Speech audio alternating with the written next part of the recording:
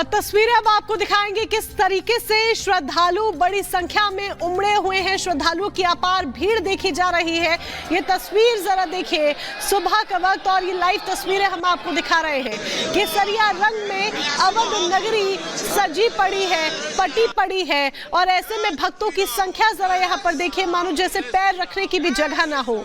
श्रद्धालुओं का उत्साह वाकई में देखते ही बन रहा है, क्योंकि यहाँ पर उनकी भक्ति की बात है, यहाँ पर उनकी भावना की बात है। और ये भक्ति और ये भावना है भारत के प्राण के लिए, यानी कि प्रभु श्री राम के लिए, जो कि अपने टेंट से बाहर निकल बड़े ही ठाठ के साथ अपने महल में विराजमान हो चुके हैं।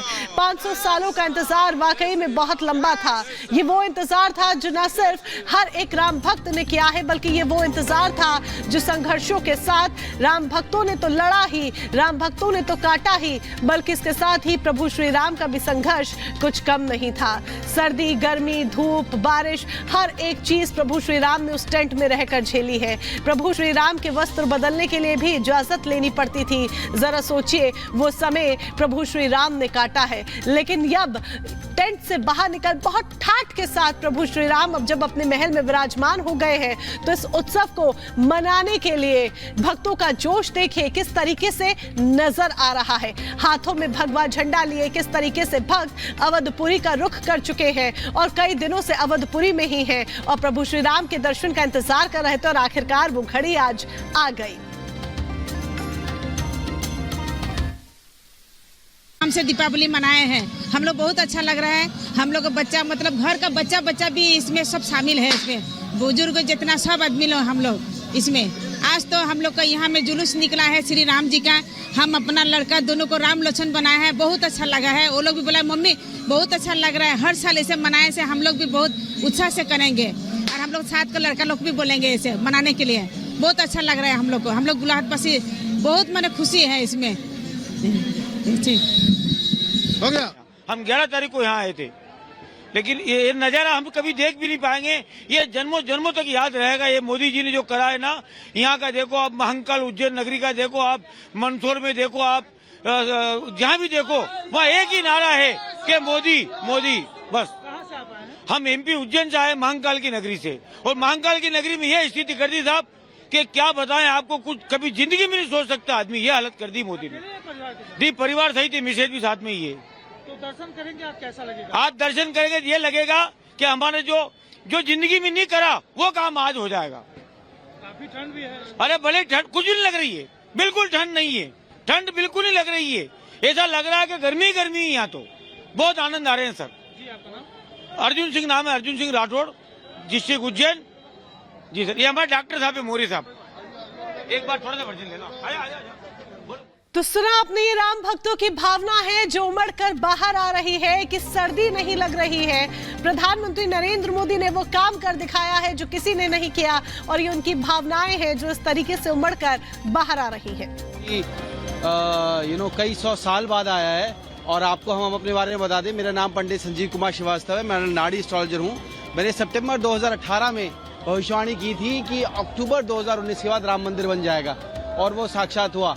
और इसकी मैंने ये भी भविष्यवाणी की है कि पूरी दुनिया से इसमें सारे लोग आएंगे, सबसे बड़ा तीर्थ बन जाएगा पूरी दुनिया का, और हजारों लोग आएंगे। और नेक्स्ट 20 साल आने वाले, और नेक्स्ट 111 साल इतनी महिमा होगी इस दुनिया में कि इससे बड़ा तीर्थ कोई होगा ही नहीं।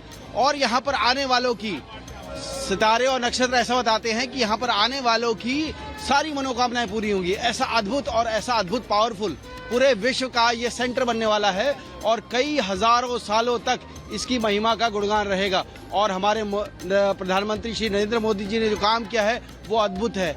उनकी महिमा भी कहते हैं हजारों सालों तक रहेगी, जो उन्होंने ये स्थापित किया। और बाकी साधु संतों की, गुरुदेव श्री रविशंकर जी का, और जितने भी साधु संत जिन्होंने अपना बलिदान दिया, उन सब का रोल जो है वो बहुत ही महत्वपूर्ण था। और पूरे देशवासियों को इससे बहुत खुशी है। श्रद्धालुओं में इतनी श्रद्धा थी कि सुबह से लाइन में लगे थे क्या? हाँ जी, बिल्कुल, रात से इनफैक्ट लगे हुए थे, और सुबह सब आ गए। तो ये बहुत ही अच्छा महत्व है। मैं कहूँगा सारे देशवासियों को धीरे धीरे करके आके दर्शन करना चाहिए। मेरा नाम पंडित संजीव कुमार श्रीवास्तव, मैं गुड़गांव से हूँ।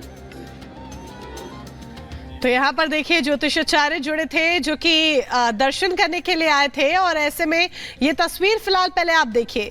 ये तस्वीर नेपाल के जनकपुर की है जो पूरी तरीके से सजा धजा नजर आ रहा है और जरा इस खूबसूरत तस्वीर को देख लीजिए कि किस तरीके से भगवा रंग में ये भी सजा नजर आ रहा है। फूल सीधे तौर पर नजर आ रहे हैं कि किस तरीके से फूलों को इसे सजाया गया है और ये प्रभु श्री राम का ससुराल कहा जाता है और ऐसे में माता सीता के इस धाम को जरा देखिए।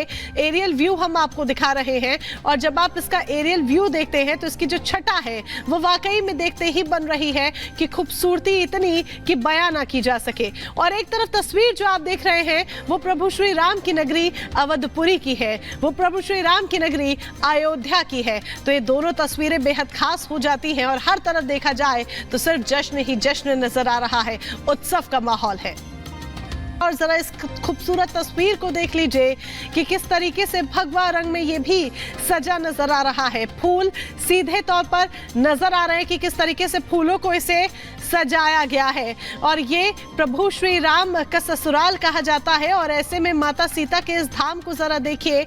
एरियल व्यू हम आपको दिखा रहे हैं और जब आप इसका एरियल व्यू देखते हैं तो इसकी जो छटा है वो वाकई में देखते ही बन रही है कि खूबसूरती इतनी कि बयां ना की जा सके। और एक तरफ तस्वीर जो आप देख रहे हैं वो प्रभु श्री राम की नगरी अवधपुरी की है, वो प्रभु श्री राम की नगरी अयोध्या की है। तो ये दोनों तस्वीरें बेहद खास हो जाती हैं और हर तरफ देखा जाए तो सिर्फ जश्न ही जश्न नजर आ रहा है, उत्सव का माहौल है।